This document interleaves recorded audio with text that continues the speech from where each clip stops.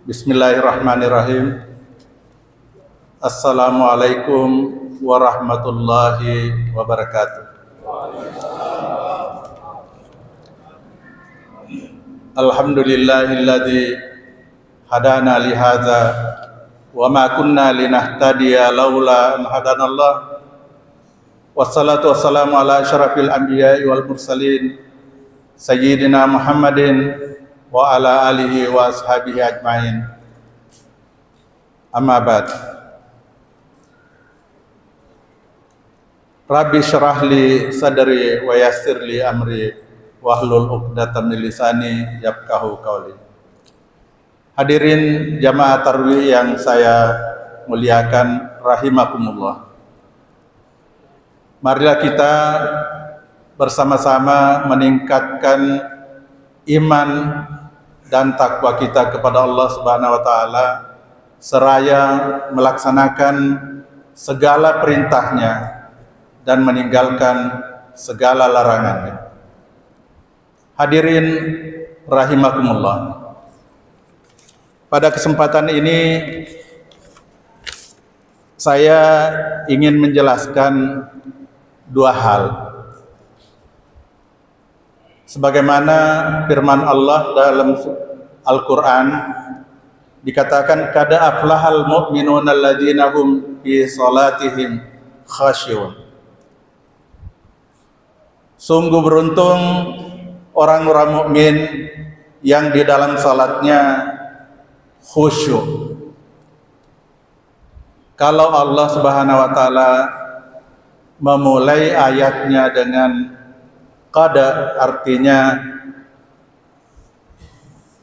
takkid.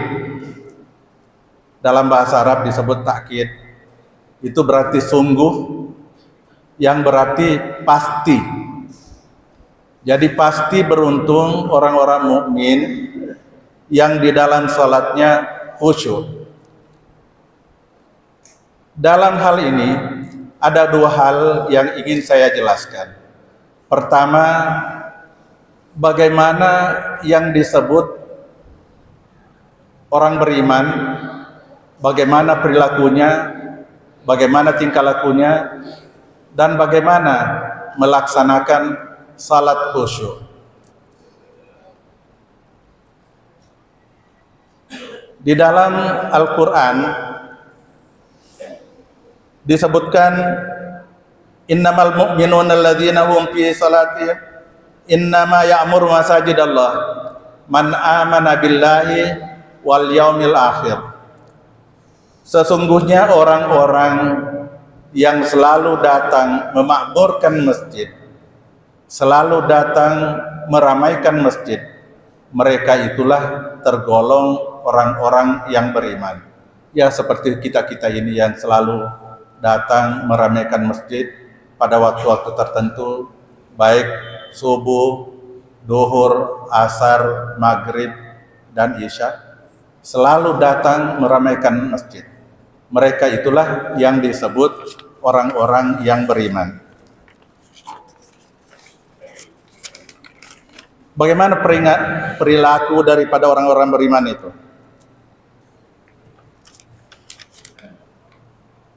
Disebut di dalam ayat Al-Quran, innamal mu'minuna alladzina hum iza dzukirallah wajilat qulubuhum.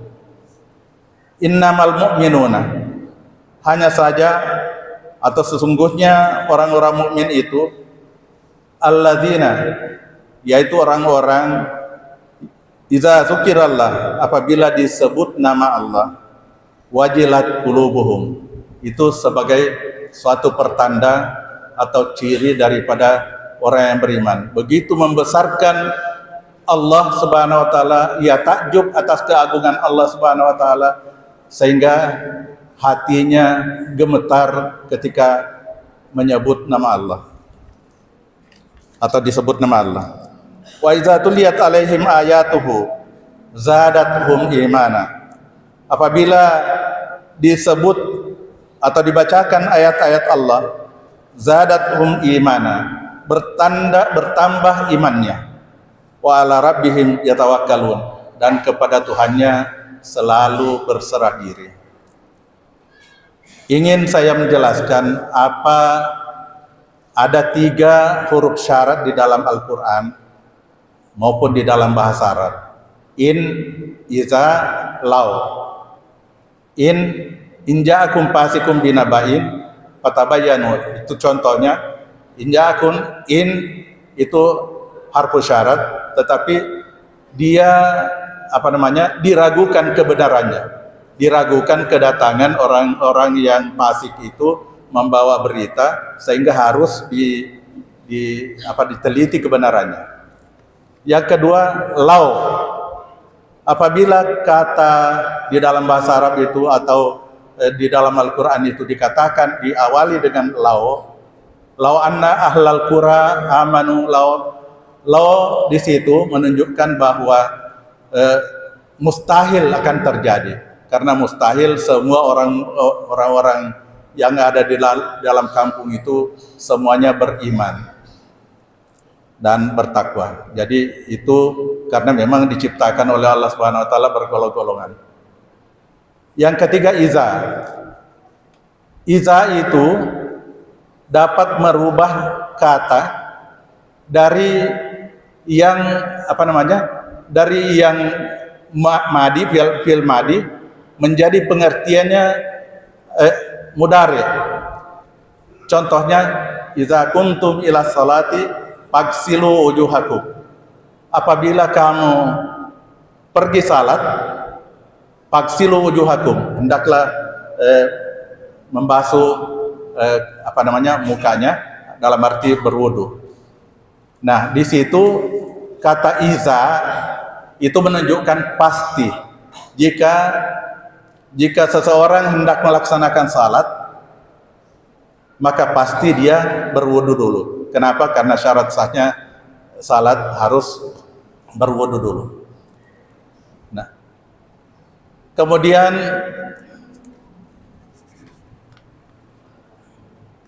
alladzina yuqimuna sholata wa mimma razaqnahum yunfiqun. Dan perilaku daripada orang-orang mukmin itu yuqimuna shalah, selalu mendirikan salat dan menafkahkan sebahagian hartanya. Ulaika humul muflihuna haqqa. Mereka itulah orang-orang yang benar-benar beriman. Lahum darajatun inda rabbihim, mereka diangkat derajatnya. Wa maghfiratun, dan mereka diampuni dosanya. Wa rizqun karim, dan mereka diberikan rizki yang mulia. Selanjutnya,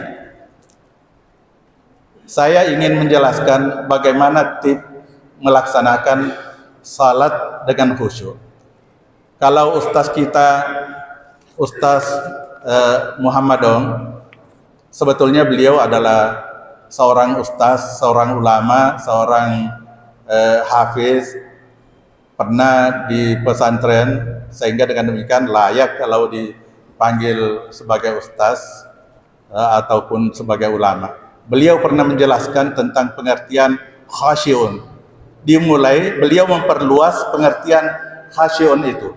Beliau menjelaskan bahwa kata-kata khasyun itu, khusyuk itu dimulai dari di luar salat. Akan tetapi di sini kami atau saya akan menjelaskan khusus di dalam salat, karena Al-Quran mengatakan fi salatihim khasyun. Di dalam salatnya mereka khusyuk. Ada 3 tempat. Memang Imamul Ghazali tidak memberikan definisi tentang bagaimana yang disebut dengan salat khusyuk. Juga tidak memberikan konsep tentang bagaimana melaksanakan salat khusyuk. Akan tetapi beliau mengutip beberapa ayat. Yang pertama, bahwa dikatakan oleh beliau, aqimis salata li dzikri, dirikan salat untuk mengingat aku. Jadi di dalam salat itu, kalau kita mau melaksanakan salat khusyuk, kita harus menghadirkan yang namanya ingatan, konsentrasi penuh untuk mengingat Allah Subhanahu wa taala. Yang kedua, wala takun minal ghafilin. Jangan kamu menjadi orang yang lalai. Jangan kamu menjadi orang yang lalai. Yang lalai itu hatinya orangnya salat, tetapi ingatannya di luar salat. Ingatannya kepada orang yang lain, apakah kepada pekerjaannya atau apa yang harus dilakukan di rumahnya atau di mana saja dia pikirannya kemana-mana, tetapi perilakunya dia melaksanakan salat. Nah, ini yang disebut lalai. Wala takun minal ghafilin. Jangan kamu lalai di dalam salat. Bagaimana untuk melaksanakan salat? Karena seseorang mungkin sulit sekali untuk melaksanakan salat dengan khusyuk. Karena itu kita harus berdoa kepada Allah Subhanahu wa taala, minta petunjuk supaya kita diberikan hati yang tenang untuk bisa mengingat Allah Subhanahu wa taala di dalam salat.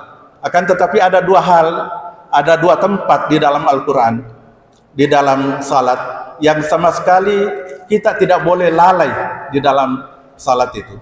Pertama, kata iyyaka na'budu wa iyyaka nasta'in. Bayangkan kalau kita mengingat kepada yang lain, padahal kita berucap kata kepada Tuhan, kepadamu kami menyembah dan kepadamu kami minta tolong. Lalu ingatan kita kepada yang lain, itu namanya lalai. Lalai. Nah, kita dilarang lalai. Kalau kita tidak bisa melaksanakan seluruhnya, jangan meninggalkan seluruhnya.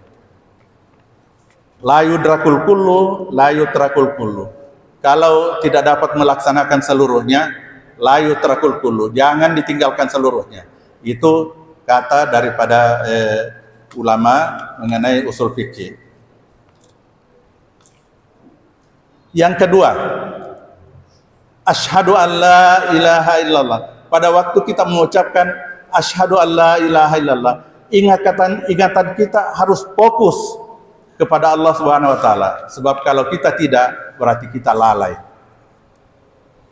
Lalu bagaimana kalau kita tidak mengerti apa yang dibaca oleh imam kita? Imam membaca di luar Al-Fatihah, ayat-ayat di luar Al-Fatihah, itu kita tidak mengerti artinya. Kita tidak mengerti artinya, tidak memahami apa kandungan ayat itu, maka disitulah kita harus apabila iza tuliyat alaihim ayatuhu zadathum imana. Apabila dibacakan ayat-ayat Al-Quran, hendaklah diam. Wa ansitu la'allakum turhamun. Apabila dibacakan ayat-ayat Allah, diam, dengarkan, dan diam, dengarkan, la'allakum turhamun. Semoga kalian menjadi menjadi orang yang diberikan rahmat oleh Allah Subhanahu wa taala. Kalau suatu kata disandarkan kepada Allah Subhanahu wa taala, maka itu berarti mudah-mudahan artinya kalau kata-kata mudah-mudahan itu disandarkan kepada Allah, maka itu berarti suatu kepastian juga. Mudah-mudahan apa yang saya sampaikan ini bermanfaat untuk kita semua. Hadanallahu wa iyyakum ajmain. Assalamualaikum warahmatullahi wabarakatuh.